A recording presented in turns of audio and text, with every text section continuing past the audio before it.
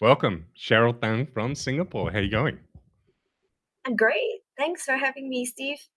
Yeah, you're welcome. I'm excited about this podcast because today's topic is really about learning the opposite roles. So I've only just, even though I've been dancing West Coast Swing for 5 years, I've been trying to do beginners as a follower for maybe 3 years.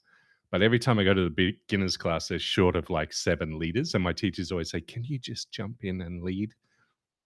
And so I've never done a beginner's course as a follow. But lately, friends of mine who lead and follow say, "Yeah, just follow, and you know, we'll just dance socially, and you can learn it that way." And I'm like, I'm not sure that's the best. And I've had some pretty spectacular fails. For some reason, halfway through a dance, I keep switching. so, so in today's episode, Sharyl mentioned that you're also leading more and taking on an alternate role. So we're going to ask each other questions about the roles and how to get better. Me learning to follow and you learning to lead. I love this conversation. Yes, let's Yeah, go. I can't wait. So for those people watching who don't know anything about you, can you just let me know where you are, what school you go to, who your main teachers are, and how long you've danced? Uh, so, I am based in Singapore and I've been dancing for quite a long time, but it's been on and off since 2012. I went to Beijing, I came back, then I went out to further my career and so on and so forth, and then came back. I dance with Tze and Dalena at Rhythm Room, so it's Rhythm Room Two now. of But two of my favorites, Tze and Dalena. They are so cool. Such cool yes, teachers and cool I dancers and know. cool people. Yeah. Thank you. We know. Yeah, yeah, so lucky. And the Rhythm Room is their new studio, right? Because you guys just recently moved to there? Yep, yep.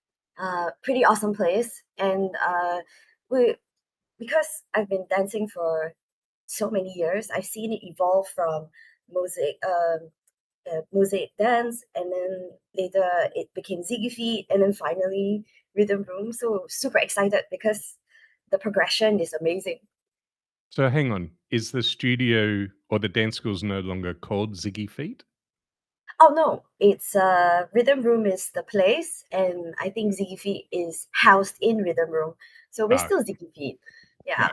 Yep. But yeah, I think I got that right. I don't know. See and Yeah, I I'll think that's right. I think I saw something of Ziggy Feet. So Rhythm Room, and you've got now like 3 different rooms or something, right? Oh yes, it's called really aptly named. It was Reverb. It is Reverb, Resound, and Resonate. It's very nice. Ah, nice. That's so cool. And so Singapore under Tze and Dalena at Ziggy Feet in the new Rhythm Room with the awesome Singaporean community, I might add. And we are fortunate enough to have stolen one of them part time because he's always going back. But Martin, shout out to Martin, who is Bring him he's an back, Martin. You come back now. no, no, we need him in Perth. We need more like him actually. He's been exceptional with the community actually. He's a wonderful guy and he dances with everyone. He brings everyone together socially as well, and you know, Oh, really good for the community. He's excellent. He's been organizing some training days for us all as well, which is great. So on top of everything else that he does, he's been a really good addition here. that's Martin, definitely. Yeah, yeah, yeah, he's great. So I wanted to also bring up the fact that you did really well, scored a massive windfall of 10 points recently at Oh, Korean Open, which is that, huge. that's a shout out to Keith, my finals partner. He's so good. Yeah, Like all this my coaches tell me when I say that, they say, "Don't deflect, it takes 2 in the finals." And so you definitely deserved it. Um, Before I get on to the swing violation and the competition violation that you incurred, I just want to say, when we drew each other at Swing Station last year, I mentioned to one of my teachers, Kim Patrick, who you probably know.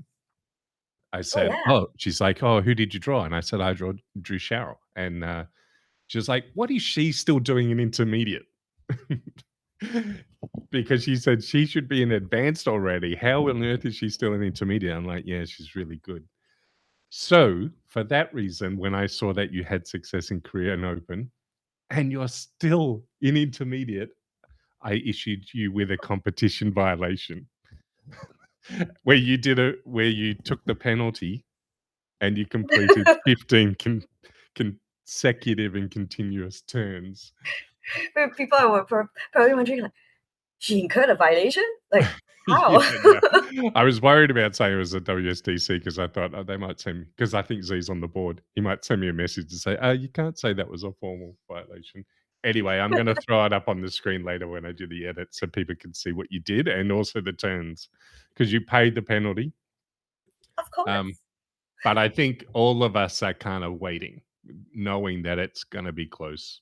Just getting to within another couple of comps, you're going to be there where you should be in advanced because you're It's definitely. actually, yeah, it's actually 1 point. Is that what you just need one? Yeah.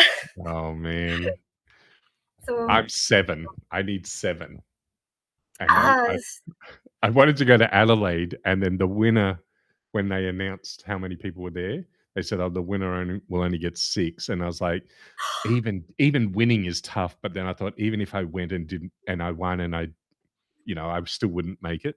So I was like, no, I won't go this year. And then it turned out they had all these registrations, and then the winner got 10. So then I was like, not that I would have won, but anyway, you never yeah. So you're know. very close, very close. You never know. Are you ready to teach me how to follow? Oh, if you're ready to teach me how to lead. I would love to try. So let's see how we go. I've got a couple of prompts, a couple of questions, and this could go anywhere, and I'm open to wherever it goes. I want to explore the idea. Um, so I'll go first. I might just ask you a question and then give you an opportunity to ask me a question, and we'll go backwards and forwards and see how we go. See if I leave this podcast and go to dance class tonight and become an expert follow. Well, I believe you will. Okay, You're a good. really great follow. I'm You pretty have sure. Of way more faith than me. Okay. course. As a new follow, here's my first question. As a new follow, someone who's led, so I understand timing and things like that. As a new follow, as I'm learning to follow, what would you suggest I put my attention on first? I'm fairly new at following. I know the basics, but what where would you suggest, if you can cast your mind back to when you first started following, Mhm. what advice would you give me to learn first or try to do well first? Well, I think if you got your basics down pat, which was so even in my journey as a follower, the early stages were because I'm not I'm very I think I'm more intuitive, so I don't give thought to what I really need. But when I first start picking up, I thought that the first um, really good stepping stone was making sure that your basics are down, and then if you move past that, then I think it's still something that I struggle with now and constantly needs updating, which is flight, like making sure that you keep going backwards. If you're going forward, keep going until your lead redirects you. I think that's Right. really important because yeah, you know, So one um, of the things they often say with leaders is our job is to give momentum and direction, and the followers rules. This is kind of like, let's say, not universal rules, but something that's spoken about regularly in the classes here is leaders give right. the momentum and direction, and then the followers follow the direction until it's arrested, and then they create the connection by moving this, in simplistic terms, away on a triple step. So they build the connection into a stretch. Bingo, That's what bingo. you're referring to? Yes, absolutely. I think Chuck used to say when we first started dancing, Chuck used to say, uh, "Don't be a deer in headlights. Just don't stop suddenly. Just keep going." So Yeah. Okay. That's interesting too, because so I will confess I don't do that well. And the area where I don't do that well at the moment following is when my leader might give me the momentum on the 1, Mhm. and so the 1 and the 2 is easy because 'cause I'm walking. But then when I change into the middle component of the pattern, let's say it's a left side pass and I'm doing a triple step, I feel like at that stage I lose some of the momentum. It's not smooth. It's more like smooth and then and then it's my own power to finish it off. But I feel like that's definitely an area that I can correct.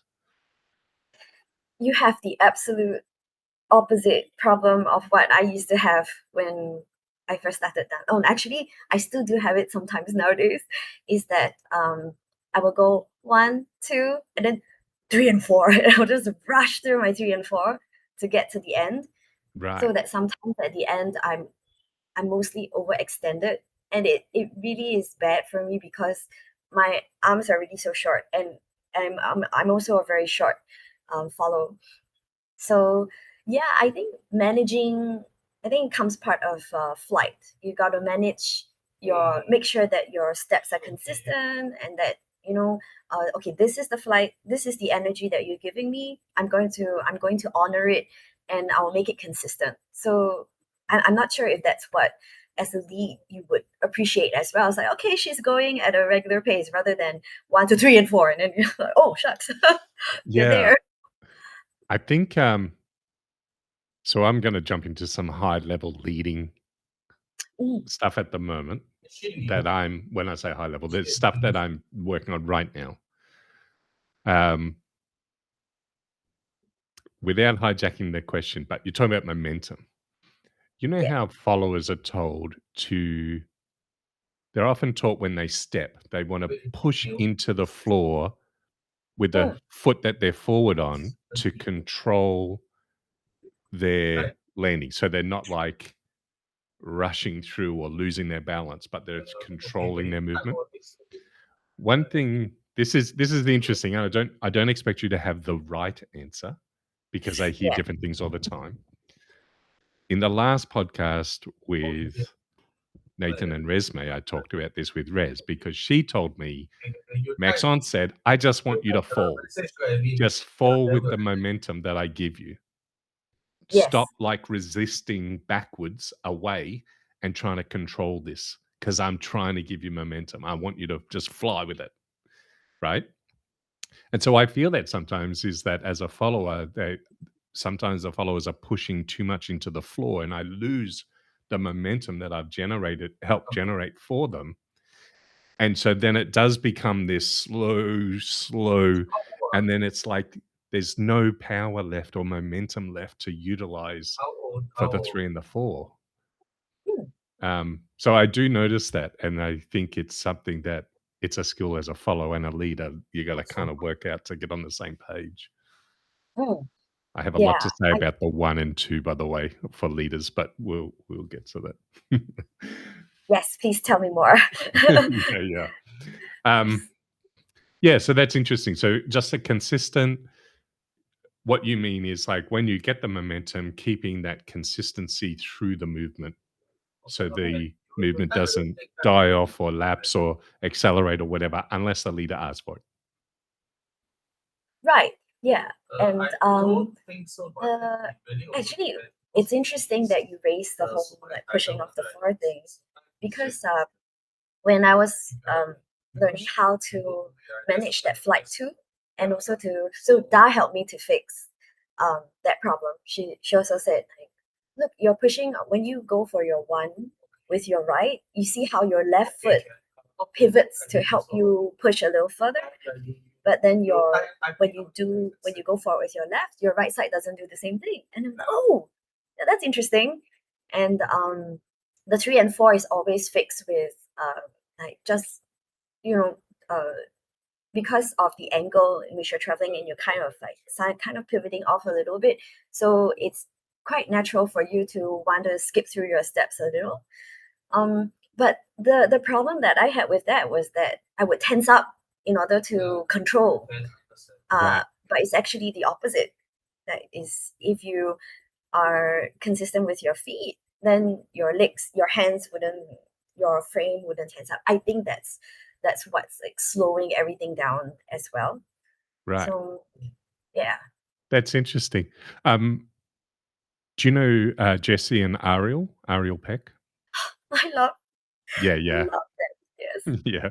I went to one of their workshops at Swing Station this year, and Ariel was, or they were both talking about the way they weight themselves through the movement. And so Ariel says she's very much weighted towards the heel, the back of her foot on the walk. So on the 1 and the 2, and on the 5 and 6, she switches her poise to be back, right? So if the leader's here, when she's walking, her poise is slightly back, or her pitch, or however you want to say it, but she called it poise. And then when she moves into the 3 and 4, it moves to neutral. And then on the 3 and the 4, she shifts her weight to be over the ball of her foot, which gives her momentum, and she shifts her poise forward. And then as soon as she settles back into the anchor on the 5 and 6, she shifts her poise back, and she moves her weight to her heel instead of on the ball of the foot. One of the top techniques you can use to do that is poise. Poise is where your weight is located over your foot or on your foot. So you can be poised forward or you can be poised on your heel. When we are in travel, we poise on our heel for the walks. When it's time to shift to objective, we literally shift our poise to the toe base and then continue on. And then when we get back here, we have to shift back to the heel and get it up. Very mindful. So she's continuously in this, and she said this is where we get flight from. Like what she interprets as flight is that it's this. There's the momentum, and now I'm flying through the 3 and the 4, or through whatever the essence of the pattern is on the 3 and the 4. And then on the anchor, she switches back and relaxes into her walks and shifts her weight back. That is so cool. Yeah. The way that she describes it is so specific. Wow, it's just amazing. I think a lot of people do it, but they haven't understood that that's what they're doing. But they probably developed it, and that's what happens. But it was really cool when they gave a visual demonstration of it, and it's like, oh yeah. And actually, because I don't think every follower does that same technique or puts their weight as far back on their heel as she likes to.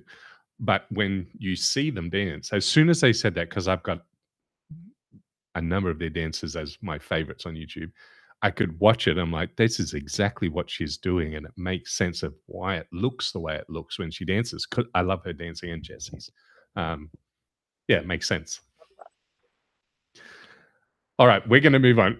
I've got a lot of questions and we're 18 minutes in. So, do you have any questions for me as a leader? Yes, it's the exact same question because I've been starting to lead for about, I mean, like playing around for a few years, but very specifically for this year.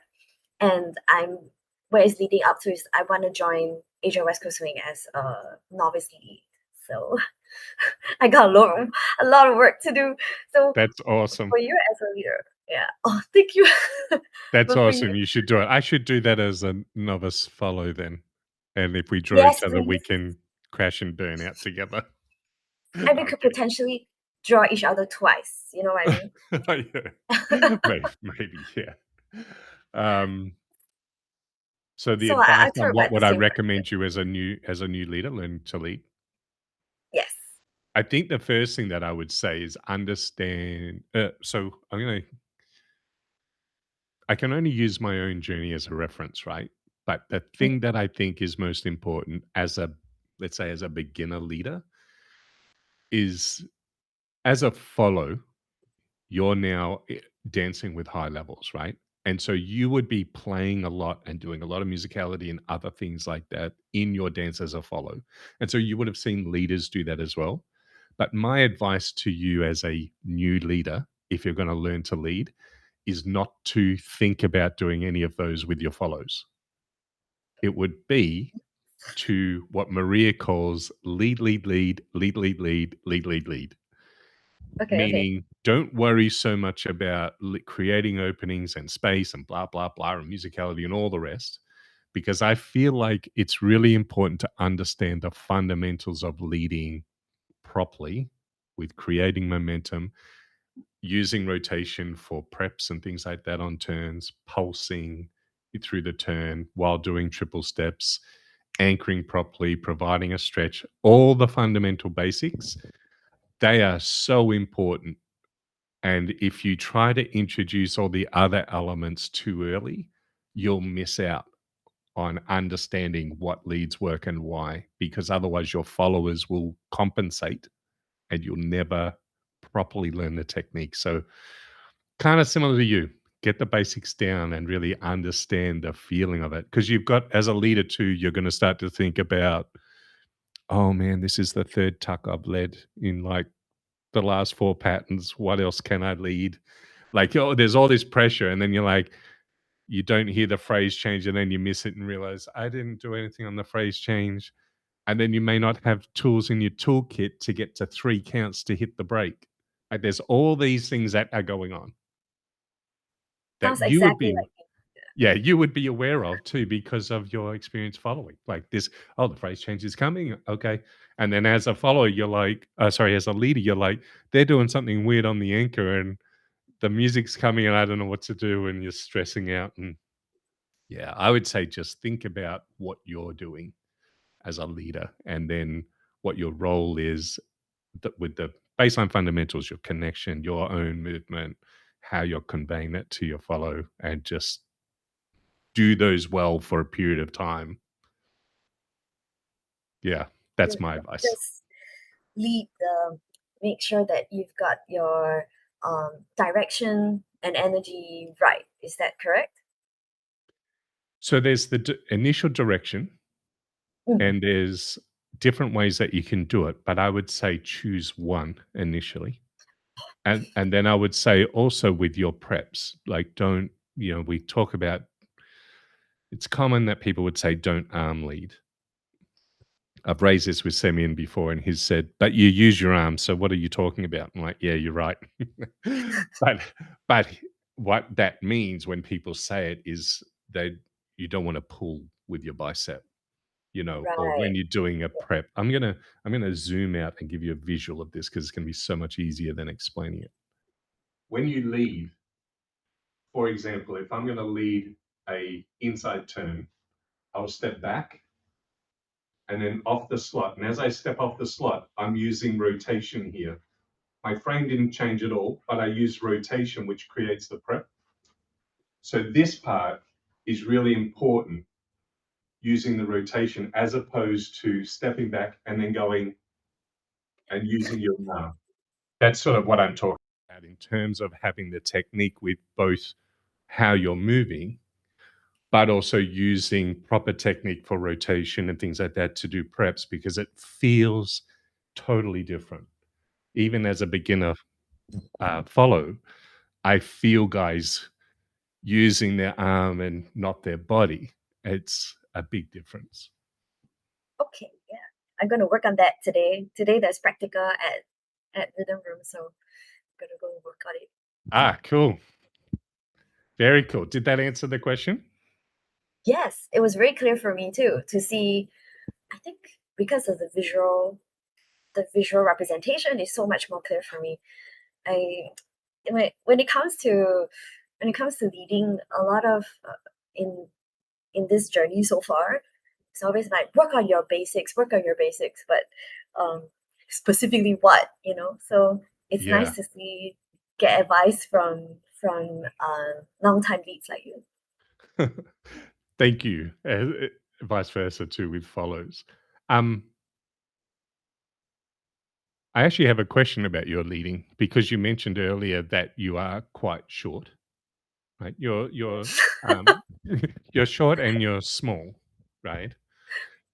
And my guess is that I know a number of the follows over in Singapore. Like Dalena's probably easy for you because she's very Oh, slight, right? Yeah, and she's amazing. But if you say switch roles with a someone my size, right, or bigger, and you're trying to lead them, do you have an issue with moving them? Do you feel like you struggle a bit with providing the momentum? The one, Oh, that's a I in so far all the follows have been amazing. There's yeah. So you're I, not I having mean any difficulty or challenges with moving anyone, I think I would if people are not so nice to me. right? Right, They're like, no, you gotta get your one right. right. Then yes, yeah. But so far, yeah, everybody has been really nice, and so I did attend Edwin's level 2 recently to try to lead, and he was teaching um an arm rep, right? And he was telling me like, oh, um, uh, during my lead, I should definitely maintain my frame, but during the arm rep, because some of the followers are taller than me, so I have to accommodate to their where their hips are or where their shoulders are. Um, yeah, but I think if the he also emphasized a lot on technique, like what you mentioned, making sure that you don't break your arm, you don't uh, just lead from the arm, and that helps a lot. Which I do a lot sometimes. I would just because I like to wave with my body, and then I forget like, oh, my legs. So Right. Yep. yeah. I think that's cool though, waving with your body, especially if your followers are connecting. It's a sideways, not just a way in the way connection, but if they're also expanding their frame and you're providing a wave and they follow you, it's amazing. It like feels awesome.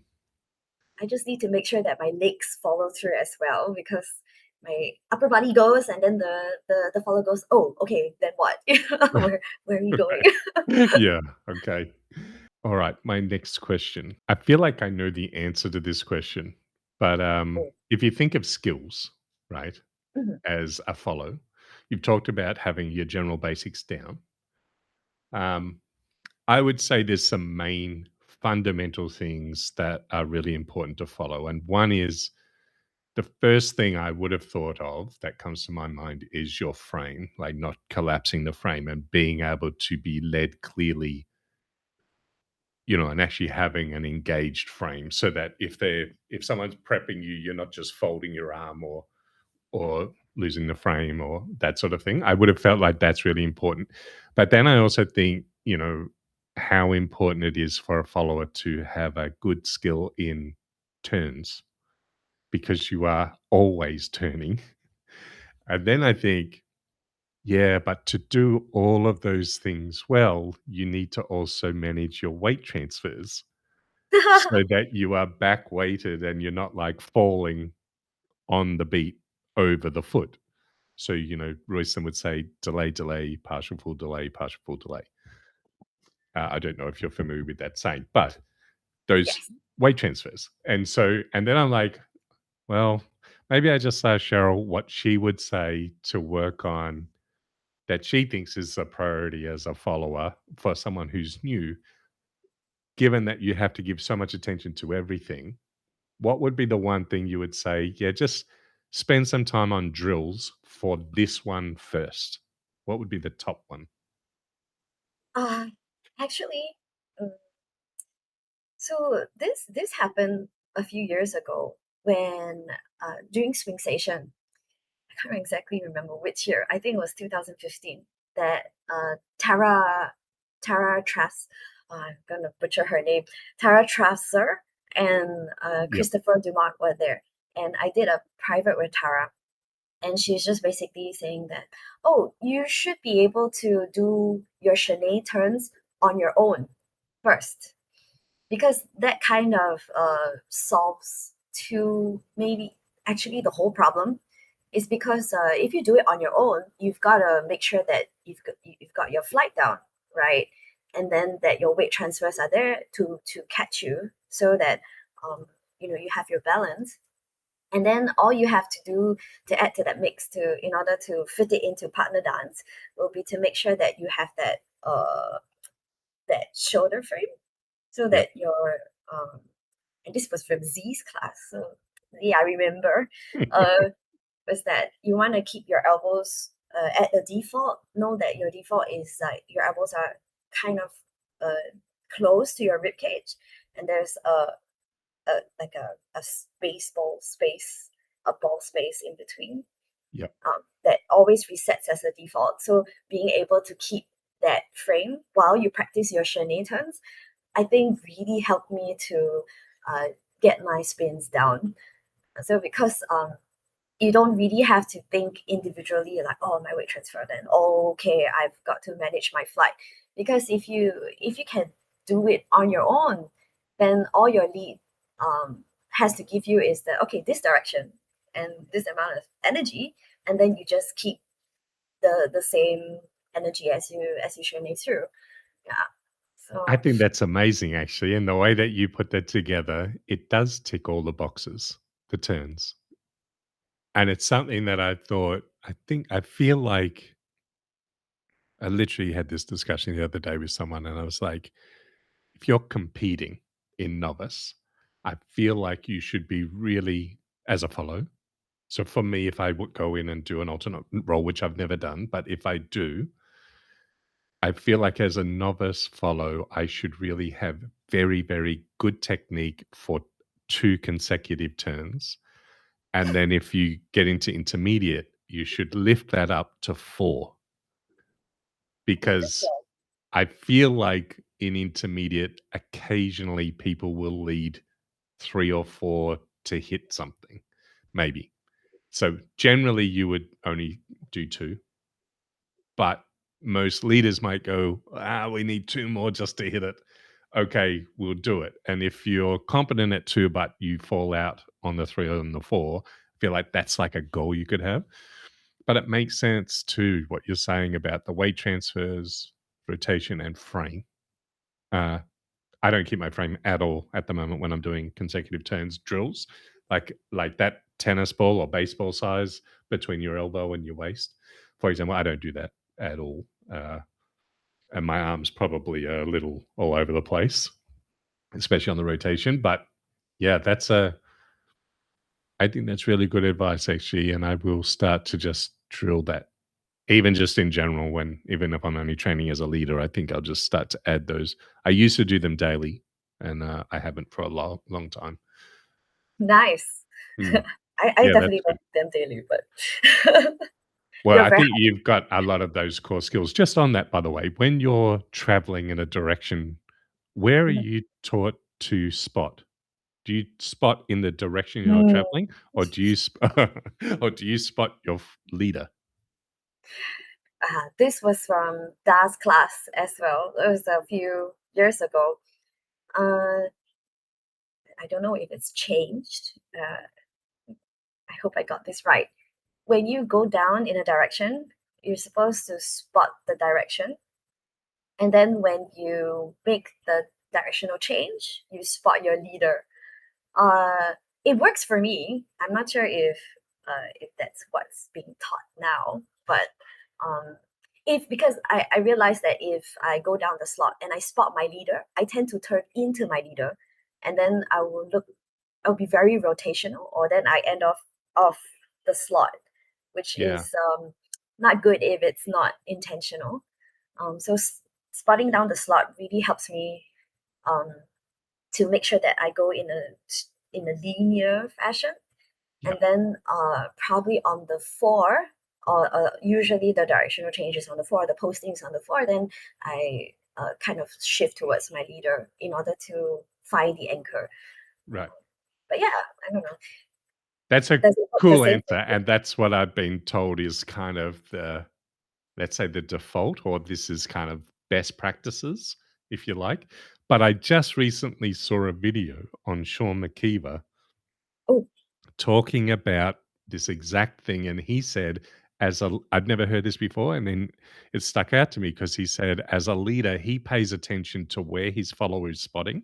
He said some will spot in the direction of travel, some will spot towards him, and he said depending on how they turn, he changes where he pulses his lead. champion level moves, Yeah. man. Yeah, that's what I thought. When he said it, I was like, that's actually really cool. I did a routine, you may have seen it. I did a routine with Amanda at, the last swing station you were at, I think. I I think it was watch at all your your routines. thanks. And then, in that routine, it was choreographed by Sammy and Maria, and there was, uh, I think it was like 8 consecutive turns where I'm Mm, turning Amanda around me, so circularly. Um, and when we were training it, like part of the package was if we had questions about anything we could ask. So I'm like, I'm not sure what's happening here. Like we're struggling to get this going. And he said, "Oh, the pulse changes. So you want to pulse inwards so that she will over rotate and go around you." And at the time, I was doing what I would do in an illusion turn. If I did an illusion turn traveling down the line, I would pulse outwards. When we have turns where Maurice turning around me, so we go left to the audience, then turn together, prep into the turn. We go with the change in the hand, and then impulse. I go with the impulse in, so she can spin around me. Then impulse up, in, up. I don't remember how many turns you have, but if you create impulse to you before your nose, to you, yeah, we call this impulse in. Your partner is traveling around, but if you go with the impulse out, she will travel down the slope. So when I change the pulse inwards, I'm like, oh, this curves my follower around.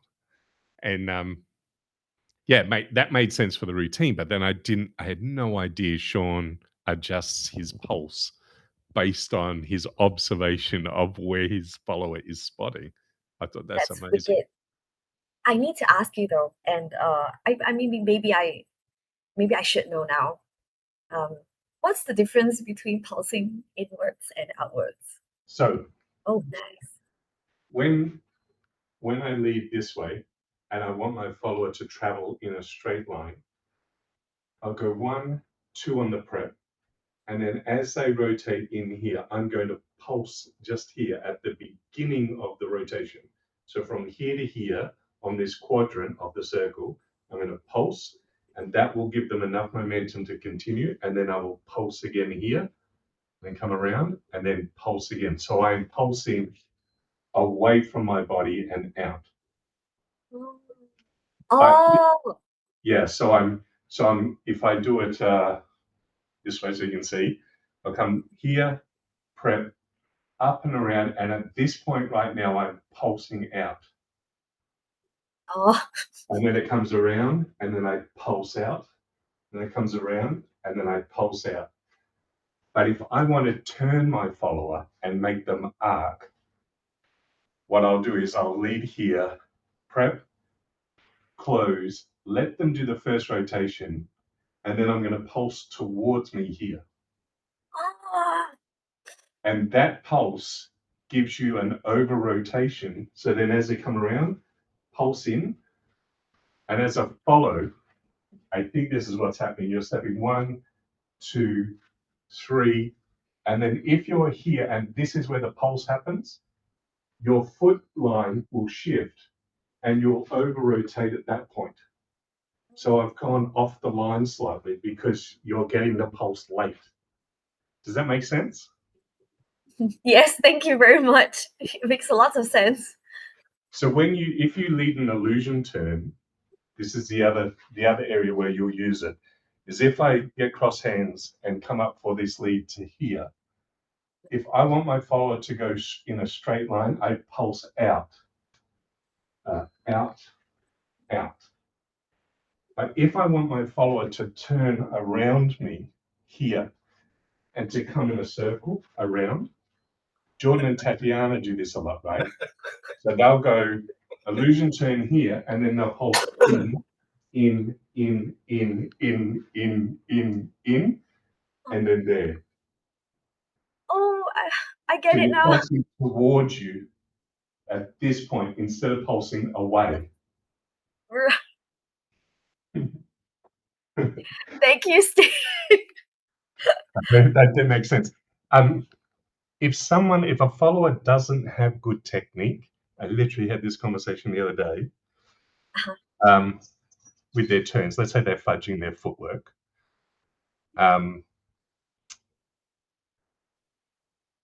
I'm just switching back to my normal setup. Can you hear me okay? Yes. Yeah. If a follower doesn't have, let's say, the default footwork, those won't work. They will be different. You'll get a different result. That's very true. Yeah. Okay. Because it it's makes so because of much the sense. technique of the timing and the weight change and everything else that the pulse changes will work. I'm gonna go try that later too. Okay, I need to Yeah. focus. Yeah, cool. Previously, I asked about the attention.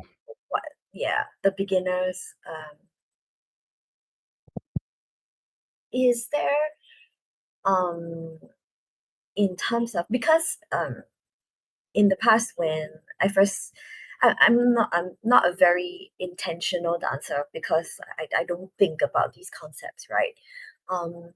But my goal in dancing West Coast, or I would say what makes a good dance for me is connecting with my partner, no matter where I'm leading or following. So Can I just say, please never lose that, because that's what I feel when we've danced, is that you're with me the whole time. It's so cool. good.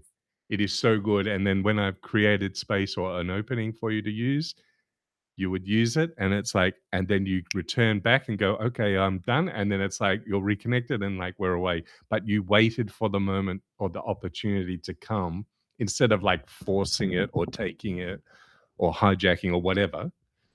Like I just want to say I really appreciate it, because partnership to me now has become all this dance is about. If I'm with the partner and my partner's with me, that's when everything is great. Like, it doesn't matter what your level is. Yeah. That's so nice to hear. You're welcome, and it's true. I thought it was you actually, because you're always so comfortable, and I feel that you're listening to how I move, and then you set up space that is comfortable for me, rather than some having I have to overextend or have to pull my weight in. So it's super comfortable dancing with you, Steve. I don't think it's difficult at all. Thanks.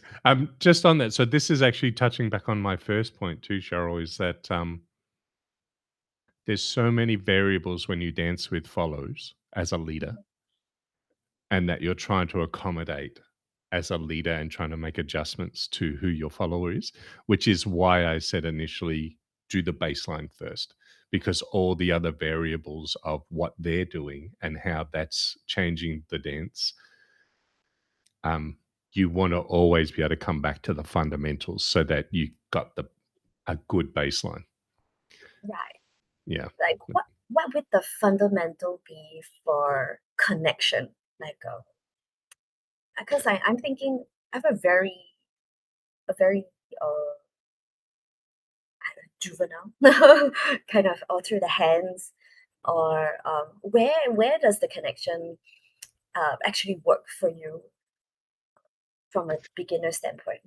Yeah, so any point of contact is what I would think is, and then the rule of being closest to the spine. So if I am holding your hand, but I have a hand on your shoulder blade, the shoulder blade is my leading hand. Let's say this is where I'm going to lead from the back. But in terms of a baseline, so my experience, because we have 3 different schools here and they're taught differently. So 2 of the schools were taught by US teachers.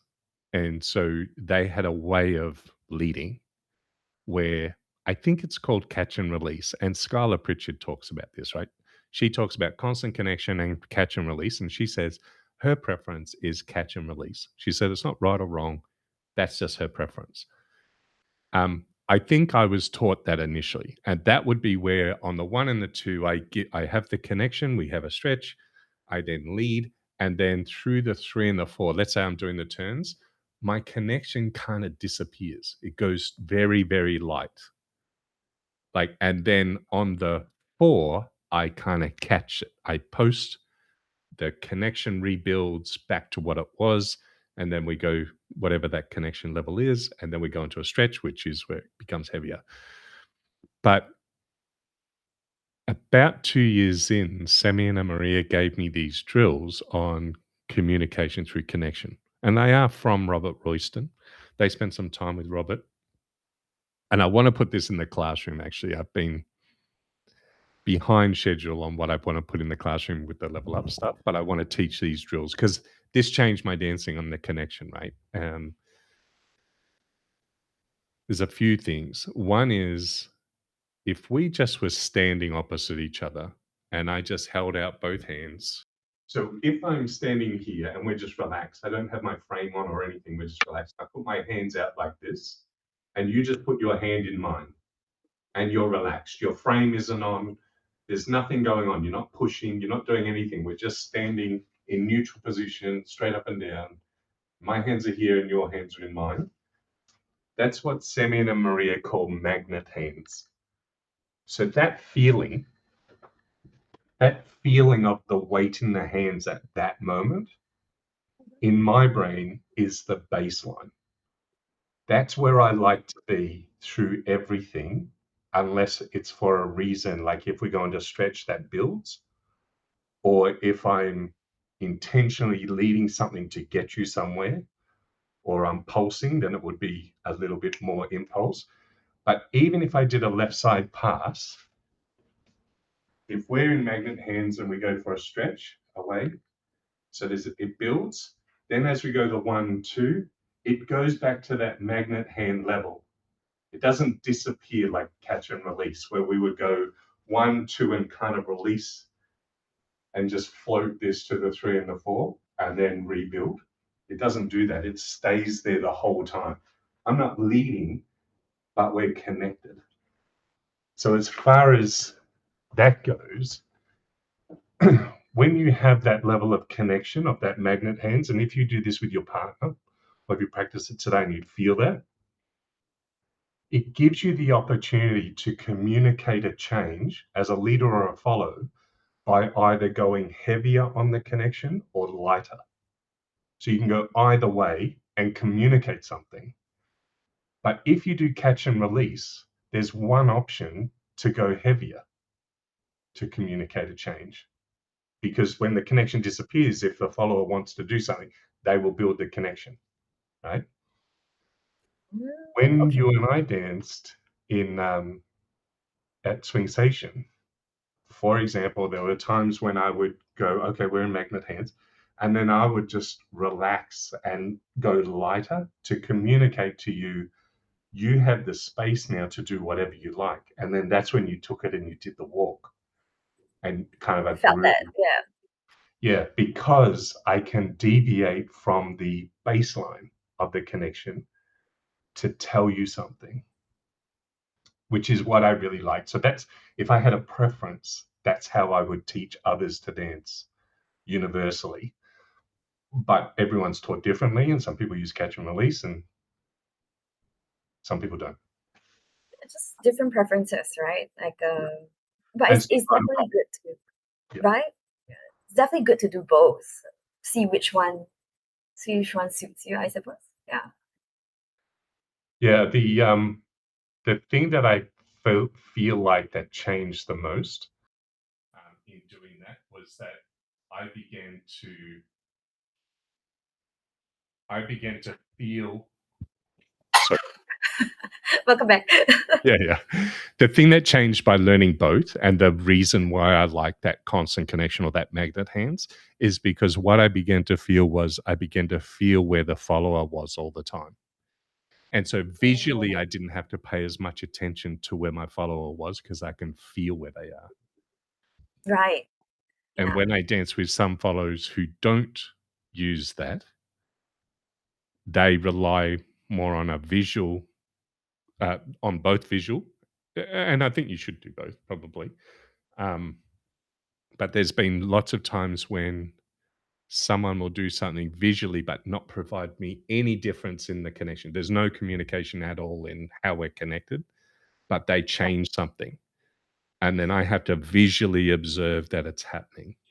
And I find Right. that that's more difficult for me at the moment to understand what's going on in those moments, um, because I'm not as accustomed to having to pay attention visually all the time. My attention might be somewhere else in space or thinking about the music and the phrase change but when I feel the change, then I'm like, the change is here, it's happening, and they have my full attention. Yeah, that makes a lot of sense. Uh, we get taught the same thing for the follows, right? Like you gotta communicate your baseline connection. Z and Dao always talk about levels. So they always say, okay, is your baseline a 2 or 3 or 4? Try to keep it, consistent so that when there are changes in if you want to do something or you want to hit something, then the difference is palpable, and you don't have to go like to 10 to get something done. Yeah. Yeah. Yeah, you can feel the change, and I think that's, I like it when it's communicated physically through the feeling Mm. as opposed to just visual. I kinda get unstuck a few times, and I've been unstuck socially and also in competitions where my follower changes something but doesn't communicate it through the connection. And I also understand that in the division I'm in, that's where some of these skills are being learned. Um, and so they're not really refined from either myself or my partner. So sometimes when it happens, I'm not like, "Oh, you wrecked the dance," or whatever. It's like, no, I understand what they were trying to do. Maybe it would just needs refinement in both my skill to visually pay attention in certain spots, but also in the follower. Like if they had have just, I often say, "Give me a second point of connection, and I'll know something's changed." Like Right. I Yeah. really like it on a tuck. If I do a tuck turn and the follower got their hand up here and then this hand, they sort of touch me on the waist or on the side or something with their second hand to go, I'm going to decelerate and style and play. Then I'm like, Yes. well, something's changed. Okay, I'm going to now wait. I think that's really good. Again, Yeah. if I'm giving you advice as a leader, Cheryl, I would say don't worry so much about this just yet. If that's where you're at, but it'll come. Yeah. Okay. Yeah, definitely. And looking into the future. Um, My quick question, do you heel strike or toe strike? Or what's your preference? I heel strike more often, actually. I have to force out a toe strike most of the time, which is why one of the biggest problems I had in the beginning is my head tilting back. Always Right. my weight be controlled backwards, and it shouldn't be so. So if you see all my early competition or dances, if they're still online somewhere, um, my turns tend to be out of control as well, and I will always end up slotted over to the side because usually I send my head either backwards or forward. So I think that comes from the heel strike. I'm not sure, Right. but yes, I'm working on That's it. interesting. I didn't realize, or I hadn't thought of that being an effect. I know there's some very adamant people about it should always be a heel strike, like as the default.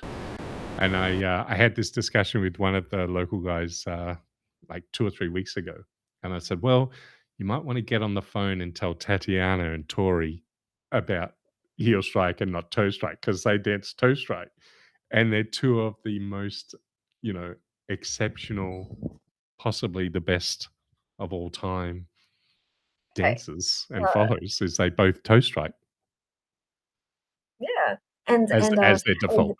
Mm, and this is interesting because in my profession, I'm a Chinese physician, but I see a lot of physical issues, and whether you heel strike or toe strike, or when I see injuries that involve the heel or the toe, very often it's got to do with the length of your quadriceps versus your glutes. So it depends on like where is stronger, your hips will change direction. So you can't say specifically that like, oh yeah, you got a heel strike if you have really long hamstrings. So or if you have like weaker hamstrings, you can't say like, oh, you got a heel strike, toe strike probably feels better. If your quads are very very strong, and Tatiana has the strongest quads I've ever seen, right? He's And so athletic. Yeah. right, and you wouldn't do the same if your glutes are stronger. Then toe strike is if your glutes are stronger, then heel strike probably feels better for you. So I've never heard of that before. So would your advice be for new follows like myself to say try both and what feels the most comfortable to focus on that for now? yes, I think so. I mean, Because from a that might physician suit your standpoint, anatomy better, or is it yeah? yes, I think so. Yeah, uh, it's from, but it's more like from a anatomical standpoint. Um, you Just so you shouldn't. know, when someone tells me you should be toe striking, I'm gonna say, not according to Cheryl. And Yeah, exactly. I have stronger glutes, so I yeah, should be yeah. heel striking. I have Okay. professional opinion that says what I'm doing is fine because it feels better because of my short glutes or hamstrings Yeah, or whatever. I yeah. have No, no no, idea, but really. yeah. Yeah, and aesthetically, I mean, like, of course, there are certain types of aesthetics that you want to hit sometimes. Like for me, um, because I heel strike so much, when I do styling, Z always tells me like, Cheryl, you got to point your toes. You got to point your toes. So Yeah. I have to control that, and sometimes it's painful because it doesn't occur naturally inside my head. So I guess aesthetically, you probably have to work through some of those weaknesses or strengths, or like leverage your strengths and build up your weaknesses. Um, but yeah, so I don't know. I feel personally it depends on what feels comfortable and safe for your body. Personally, I love that answer because we're all individuals. And at the end of the day, we dance West Coast Swing, most of us for fun, not as a profession. And so if it's comfortable and safer and feels more natural, then I think lean into that and develop that and make that your own. One thing I will say is after this discussion, so I've been binge watching Maxence's dances lately because Ooh, I've been studying some things and I had a lesson with him and been trying to figure out some stuff. But after that discussion, literally that next day, I watched Maxence dancing with Nicole Ramirez, Nicole Clonch, and the beast. Max, yeah, Maxence was dancing with her, and I was watching her foot strikes. And on her one, she was landing on her heel, but then everywhere else, she was landing on her toe. And I was like, oh, she's actually doing a heel strike for the one and then toe strike everywhere else. And then back to a heel strike and then toe strike. So she was actually doing both for the whole dance, which was super cool. That is such a cool observation. I go in. You gotta send me the links. I need to go Yeah, in. I need to see I'll this. overlay it on this podcast so that uh I can show it. And yeah, it's very cool. And I hadn't paid any attention to it actually until this conversation and it just happened to be that dance. Um we are getting close to being on time, so I'm not sure if you need to head away, but I did have another question I wanted to ask you. Yes, please. Is about leader types. I So love you. we had a really interesting, very short discussion, and we haven't fully fleshed this out. But you've identified that there's some leader types in the way that they lead that is really suited to you and you like, and there's some leader types that you're still making adjustments to.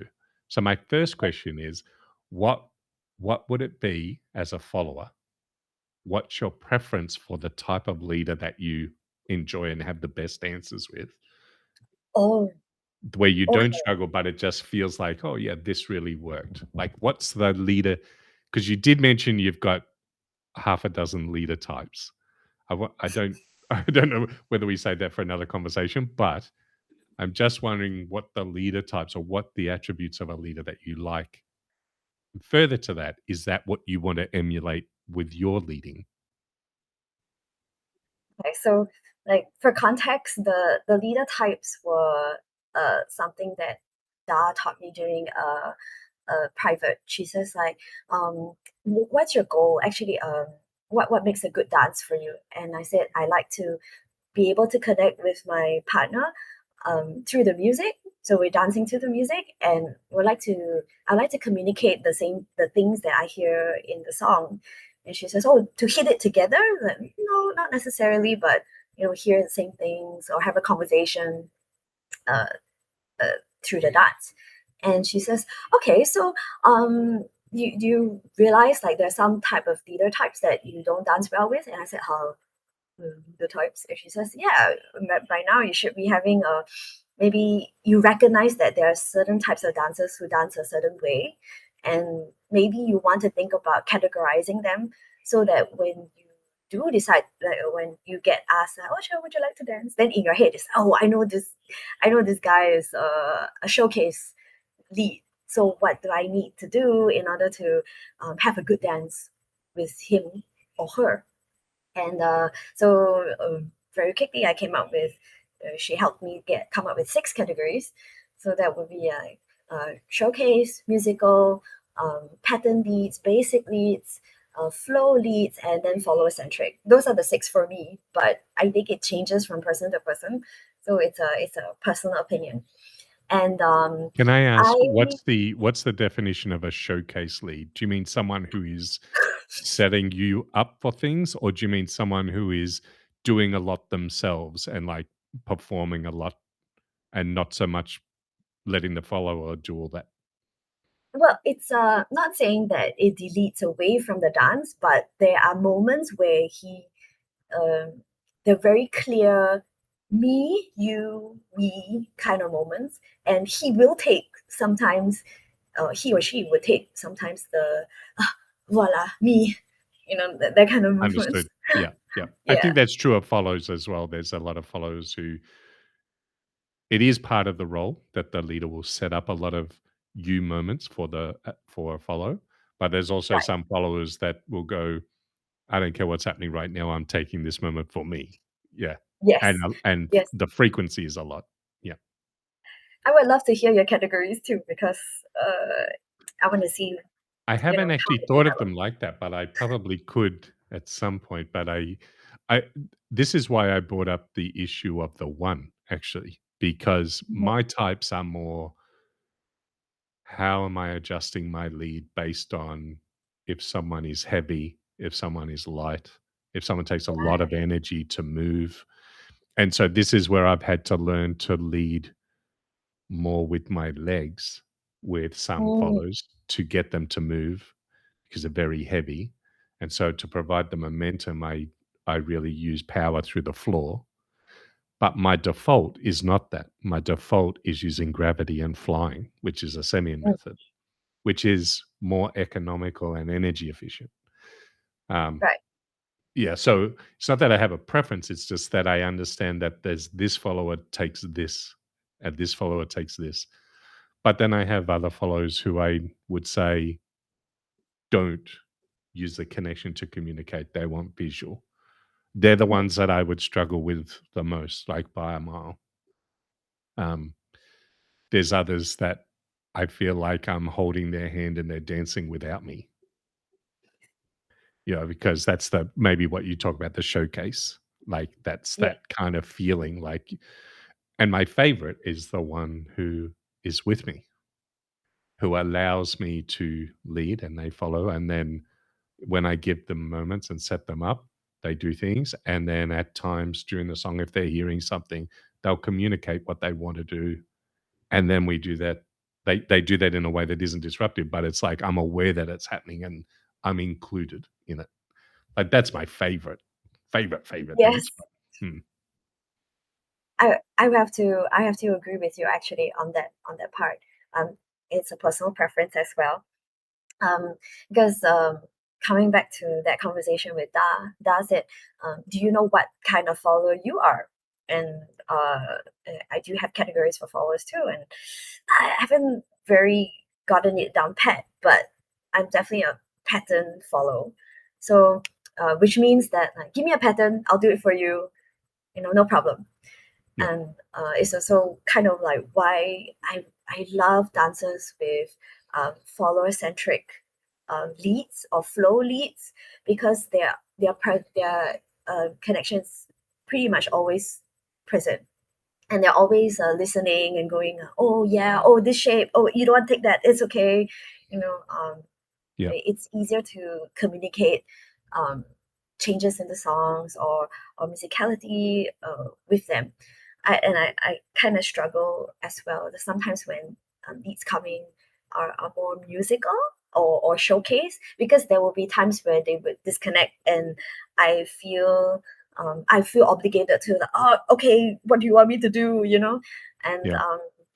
but that has changed. It's not that it's bad, right? It's just more of like Da said as well. So that just means that for example, for musical leads, when you want to think about you want to see or create chances for you to see what they're listening to, because I always go straight into the dance with them, and then they will hit something and I'll go, oh, what's that? I can't hear it, I can't see it, and it was very funny because we were doing the exercise with Joshua, shout out to Joshua, and he was highlighting certain parts of the song, and Da was saying, okay, what's that? What was he hitting? And I got it 100% wrong. I was like, Oh, right. the lyrics. No, I was hitting the instruments. Oh, that was the instruments. No, actually, I was listening to the bass rhythm, something like that. So I think I've gotten a little better. And one very interesting way to do that is that when they ask me for a dance, I will just hang back a little before I go out to the floor, and I will see how they move out to the floor. So I was like, okay, he's listening to that. And most of the time with musical leads is that they will already have like a baseline, like okay, Right. and yeah, like the lyrics, he's listening to lyrics, and then it is much easier to connect. So That's really interesting. So I have a couple of things on that you've kind of brought up. One of the things, I don't know if you're aware of it, and I know that there's a number of people who are listening to the podcast who are still quite new in the dance. One thing that I did want to say at this point is that the leader types that you mentioned, and even the follower types that I mentioned, um, it's often a natural progression that we all start. For example, you mentioned as a pattern follower, just that description. Followers will start there as a pattern follower, right? Where they just want to be led patterns, don't give them space, don't, give them things that are too complex, don't roll on from one thing to another, to another, to another, because it's overwhelming. And then they all kind of start there because that's the way that we're taught. And the same with the leaders. The leaders are taught to lead, lead, lead, lead, lead, lead, lead, and it takes time before we even begin to hear the song or even know what we could hit as a phrase change. So there's a lot of this that is just a normal progression of learning and like adapting and like acquiring a new skill. And so I think that's a really good uh, way to describe how leaders and followers dance. And then as for you, where you're at right now in your dancing, where you have that preference may change in a year, because you might go, actually, you know what? I've figured out when they're doing showcase, I can do this. And then we go both showcase, and then it's amazing, or whatever. um, do you know what I mean? Like, or there's this way of like figuring out, how do I make this the best dance with that particular type of person? And yeah, yeah, I'm trying to make I think with this is I'm trying to make the jump from being a pattern follow into a leader centric follow. Like okay, just you know, give me and we will rock this song together, so the good thing about being a pattern follower, and I think I was talking to a few of my friends, and they agree, is that when you are a strong pattern follow, the other four categories like basics, basic leads, pattern leads, flow leads, and it follows. Did I say follow centric? Yeah, generally it's okay. And then musical leads and showcase are probably the two that we have difficulties with. I never would have guessed you on the musical leads, because to me, when I watch No. you dance, you're very musical. Like, so I'm trying to marry that up, but you do a good job. Even if you say you struggle with it, like, it doesn't look like you struggle with it. Oh, thank you. But it's exactly the same as you mentioned, is that if it's musical, it's mostly visual for me. And I'm trying to change that, to make it like, oh, okay, through the connection, communicating through through the connection.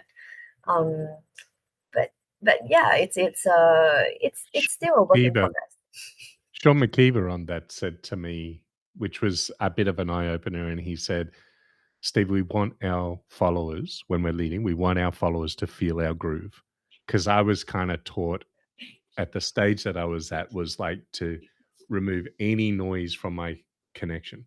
So to fix my hand in space, don't move it up and down, just keep it exactly still in space. And that's kind of what I was taught. And then Sean was like, no, if you've got a pulse or a bit of a bounce, you want to have that through your hand. You want the follower to feel it. But he said, what we don't want is, we don't want so much noise that they have no idea what's going on. So there's that Right. finding that balance. But I think it's true for followers. Like, if I feel you doing your bounce, or like if I feel like I can feel Bunny this. hop. Yeah. If I can feel it, then I know where you are and I know what you're doing, and I can find that rhythm in me to match. Like, I think that's kind of cool. Like, cool skill to work on. Oh, yeah. So coming the initial question that you asked is like, are there a certain type of lead that I like to dance with? It's definitely the follower centric ones, who create space and communicate the shape. And I hope that's what I will turn into in the next few months As before as a university leader open. as a leader, Yes, you wanna be that kind of a lead. I think that's yeah, an awesome goal, because that's in my opinion, that's the essence of the partnership, is like, and if both people are doing it, it works really well. Um, yes. I'm reminded, I'm gonna give a shout out to Jess Ma, who I drew 4 times this year in comps. She's very much describes what you're saying about being that kind of a follow. And so I actually said to her at Swing Station, I said, when I dance with you, it feels like I'm not adjusting. Like it's just, this is easy, because it's like you match what I do, because we have that similar mindset, and it just works. And so if I lead, she'll follow. She's very, very responsive to whatever I'm asking. She's very sensitive to my communication. If I ask her to stop and hold a position, she will. If when I ask her to move, she will. In the way that I ask her to move, she will. And then when I create a space and an opening, she will feel it and then work through it. Um, yeah, that skill, I think, is like that essence of, it's like, if I can find that as a follow, and this is the one thing that I don't think I'm good at all, is understanding the connection and the communication that my leaders are giving me, and how to be sensitive to whether they want me to stop, move, go, rotate. Like, and that's probably because my frame isn't the greatest, or I'm also not used to someone catching me on a hip catch and then leading me out. Do you know what I mean? Because there's a Yes. like, to a leader, no one.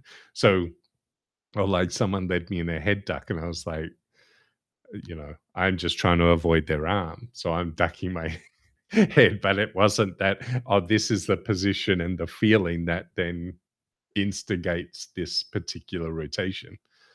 So there's all those kind of things that I'm trying to figure out as a new follow. And I'm dancing with people who are just like, all right, I'm going to turn this up to 10 and like, let's see what you can do, sort of thing. So they're having fun. We're having fun with it, both cracking up. Okay, that's good. Yeah. And I don't switch roles because I don't follow a lot. But what I always find is like halfway through a dance following, I then take their hand and just lead them out. Like I switch. It's just like because I felt like that was a connection. Oh, we got the stretch. Here we go. One. And then they're like, what are you doing? Are you leading? I'm like, I'm not supposed to be, but yes, I Guilty as charged in Right. in the recent socials. Yes, I Yeah. find myself in a position. Oh, I could lead this. Oh, but I'm not leading. I'm following. Right. Yeah. Yeah. It's funny. Um, Uh, Did you have any other things to add? We're done with our time, and I'm out of my questions and prompts that I had in my notes. Did you have any closing questions or comments or anything that you would like to leave us with? just that I had a super fun time Yeah, here, Steve, cool. and Me I too. hope And I that think it's awesome that you have all those layers of perspectives of how you think about the dance and the leading and following and adjusting. Plus, also, I do appreciate you explaining the technique that goes into turns and multiple turns because of how that corrects weight transfer, your own movement, your frame, all at the same time. So it's actually kind of reinforced this is what I should probably spend time doing. I still do it to this day. Like just to, and honestly, I still struggle with it as well. Sometimes not every your body's not the same every day, right? Like sometimes you wake up a bit more stiff, a bit more loose. So, but yeah, and thank you for your tips on being a beginner leader. I'm definitely going to. I need to focus on one, but it really puts into better perspective for me, and it's also much um, clearer visually for me what I need to work on in order to get to my goal of being a follower-centric lead, I guess. Yeah, awesome. I really appreciate your time today. Thanks for sharing that with everyone on the podcast today, Cheryl. And I hope you get that 1 point very soon. Like whatever that is, I just hope you get it No pressure, because but yeah. I don't want to put the pressure on you, but yeah, like I think all of us who've seen you dance or have danced with you, we love dancing with you, and we think you know, you're excellent to dance with. So I do hope you get there soon. Not that it matters or like means anything really, because at the end of the day, you're a great fellow, a great person to dance with, great community member as well. And I know that you help out Tze and Dalena in multiple ways at their events as well, like you did this year. Yeah. So thank you. thank you, Steve, and same to you. I love dancing with you, and I hope that we can get more than 3, get past the single digit maybe. Yeah, that'd be cool. That'd be cool. All right. Thanks very much, Cheryl.